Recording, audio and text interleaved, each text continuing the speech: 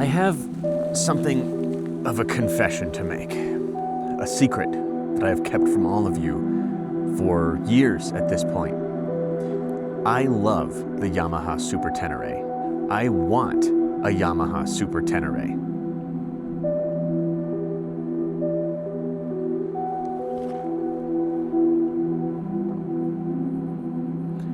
I first test rode one in 2021 at a Yamaha demo day, kind of on a whim. All the other bikes I was interested in were booked up, except for this one. So I just jumped on it and joined the group. And I was so stunned to find that I was sitting on a full-size 1200cc adventure bike and my feet were reaching the ground. Then I learned more about them and learned just how capable they are and just how reliable they are. And I fell in love. And I would say since 2022, I have pined after one. And some of you might be kind of confused by that. This is not the sort of bike you know me for on this channel, despite it having a somewhat similar engine to my Speed Twin. But the truth is, adventure bikes were the first kind of motorcycle I ever loved, the first kind I ever wanted.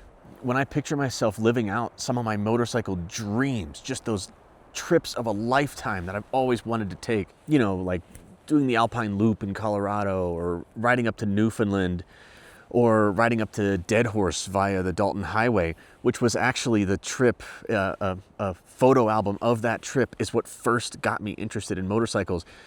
When I fantasize about doing those things, I see myself doing them on a bike just like this one. You know, an adventure bike is what you ride if you want to cover twisty, scenic roads and or light unpaved roads, and you need to cover some freeway to get there. A full-size adventure bike is what you ride when you need to cover a lot of freeway to get there. And among the world of full-size adventure bikes, none of them beat the Super Tenere for me. I even think it's not that ugly of a motorcycle. I mean, adventure bikes are a relatively ugly class of motorcycles, but I would say this is towards the top of them. My first motorcycle was a Honda CB500X, and the bike that I was most interested in before that, when I was first learning about motorcycles, was a KLR 650. And in some ways, the Yamaha Super Tenere is the KLR 650 of big adventure bikes. It's rugged, it's stupidly simple. It may not be quite as fit for some purposes as some of its peers, but it makes up for that with just simple toughness. And in this bike's case, it also makes up for it with a seat height that actually works for me. For a while there, I thought I was going to get a super cheap one, you know, like an early model 13, 14. Those are, you know, with some miles on them, they're going for like 5,000, 6,000 on Marketplace. But then, of course, I ended up getting so invested in the idea of it. Oh, I want these bags and that skid plate and all this other stuff that eventually my standards went up. And I figured if I'm going to buy one, I would get like a 21 plus with slightly lower miles. I've wanted one of these so badly for so long, but I just can't have two motorcycles. And I just can't fathom getting rid of the Speed Twin to only have a Super Tenere. This would have to be a second bike for me. I've come close to doing it anyway. I've come very close. In fact, on this very trip, a Super Tenere that I had saved in my saved listings on Cycle Trader, I got a notification that it had gotten a price decrease from $8,500 to $7,500 for a 2023 with 19,000 miles on it. That's just broken in. And that bike was located at a dealership here in Los Angeles. Yesterday, I went to that dealership and I saw that bike and I stood there thinking, is this really it? Like, is this really the bike for me? Am I gonna... I mean, I've known that I'm not gonna keep the Speed Twin forever. And I've felt for a long time now like I would be ready to move on from the Speed Twin at any time. Don't get me wrong, I'm enjoying every second of it until I do. And I'm not financially ready to like impulse purchase a motorcycle. I have no script here, no preparation. And I know some of you guys, if I dropped a video saying I sold my Triumph Speed Twin so that I could buy a dated Japanese adventure bike that weighs 600 pounds, some of you would vomit. Vomit and then unsubscribe in that order.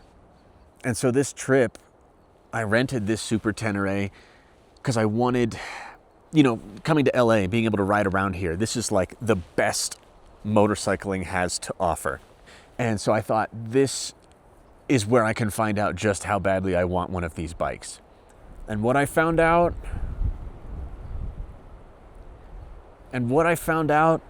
is that I don't want it badly enough for it to be my only motorcycle. It's just too much for too much. Does that make sense? So almost any amount of bike is going to be too much bike at some time or another. Like, my Speed Twin is too much when I'm sitting in stop and go traffic. Yeah, I can filter a lot of the time in DC, but some of the lanes it's just too tight. That's when the Speed Twin feels like too much bike. This feels like too much when I'm battling through traffic in town, when I'm moving around in a parking garage, when I'm, pulling up to a tight little pullout on the side of the road. It feels like too much when I'm trying to slip it through a gap next to a gate that I didn't expect to be closed on my way down from that Nike missile site. I knew this would be too much bike some of the time. I knew it would be too much bike more of the time than the Speed Twin. But it's too much bike too much of the time. Getting up in the twisties, it has such incredibly long legs, which is a tremendous asset on long trips. You see people crush 1,000-mile day after 1,000-mile day on Super Teneres. But up on Yerba Buena Road, I was basically just in second gear the whole time, not even in the top of the power band. I was like below 6,000 RPM. There goes, what is this? R1250 GS. Oh, he's got a tripod. He knows what's up. But anyway, on Yerba Buena, I was basically just in second gear the whole time, modulating the throttle. Not terribly sporty riding, even by my standards. Even on Angeles Crest Highway here, I was basically in third gear the whole time, using roughly the same portion of the rev range. And that kind of comes down to the motorcycle's personality too. Like, it does have a good fistful of power at the top end, but it doesn't really encourage you to use it. It's there if you want to, but it doesn't it's not very passionate. That leads me into something else I noticed about it that I'm afraid I do care about a little too much, and that's personality.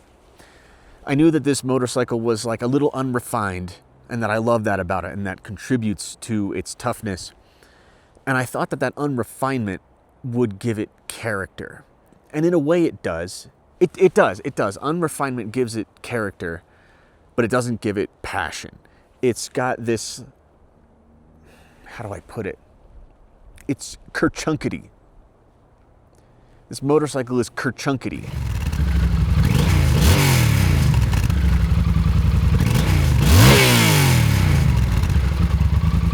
You can feel the power transmitting through that shaft drive.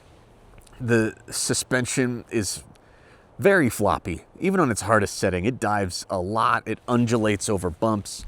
So it is unrefined. It does have character, but not character that's exciting. Not like a Ducati, not like a Harley. Nothing has character like a Harley, but that's also because they're so unrefined. And Triumph Twins have character that's exciting, and I think I would really miss that. So yes, this is a do-it-all motorcycle. It could do everything I need to do. I filtered through heavy traffic downtown. I took it on phenomenal scenic twisty roads. I did some light adventuring, and while it did those things, it felt like too much or nearly too much bike for all of them. All the while, that full wind protection had me just absolutely sweating my ass off. I had no airflow whatsoever. You have no idea how bad it smells inside this helmet, and that's because I'm getting no airflow. The conclusion I have come to, I sound so much like I'm complaining.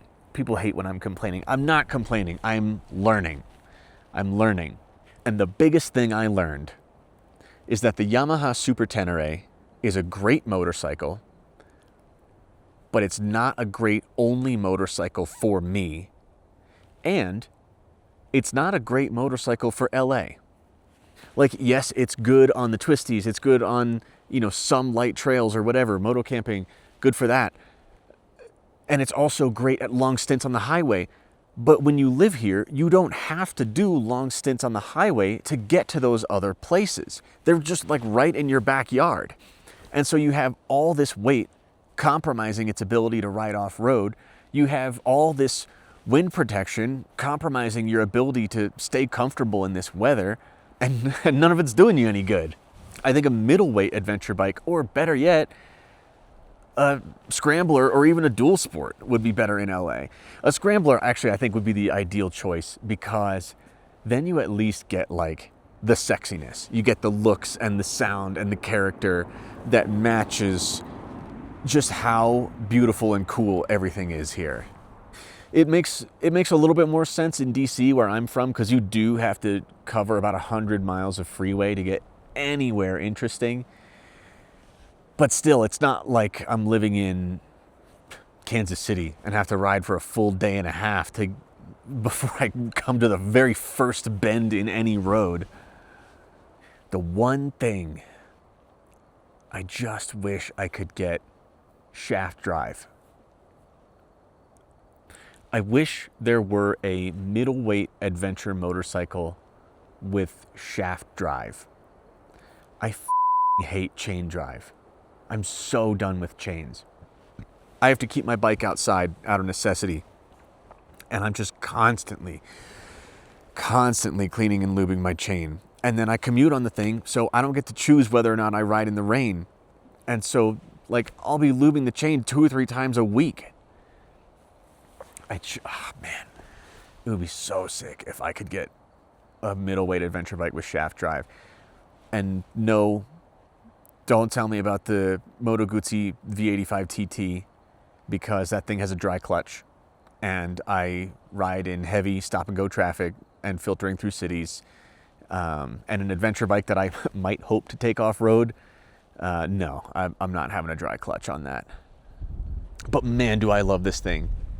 As the full-size adventure bike for me, it absolutely lives up to my expectations. It's the one for me.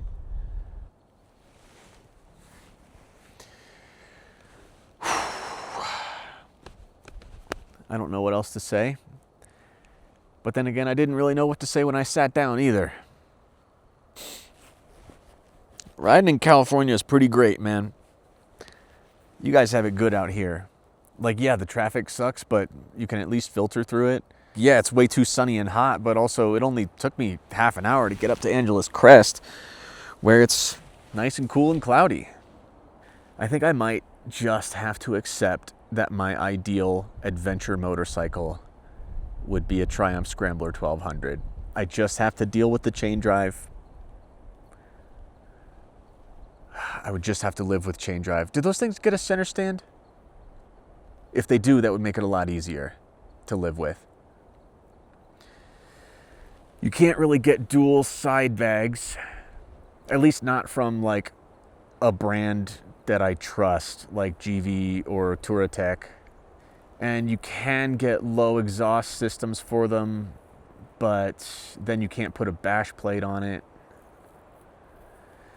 It's a give and take. It's all a give and take. I just have to have multiple motorcycles. That's the solution to everything. Oh, and before you try to tell me about the T7, the Tenere 700, I can't ride that bike. It's too tall. I can't reach the ground on it. The seat height on paper is deceptive. I should be able to reach the ground, but for some reason, the shape of the seat, I did a demo ride on one, and I was on the T7 low, the one that's lowered an extra inch or something, and I could just barely get the tip of one toe onto the ground at a stop. No way I'm taking that off-road. No way. How long have I been talking? Half an hour? I gotta go. I love it up here. It just feels so good to exist. Oh, except I've been sitting on my foot for too long. Ow! God! Gee whiz! Oh! Ah!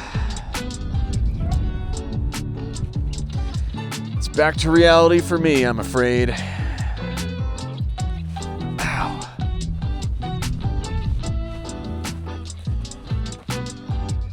Oh, and the brakes on this thing kind of suck.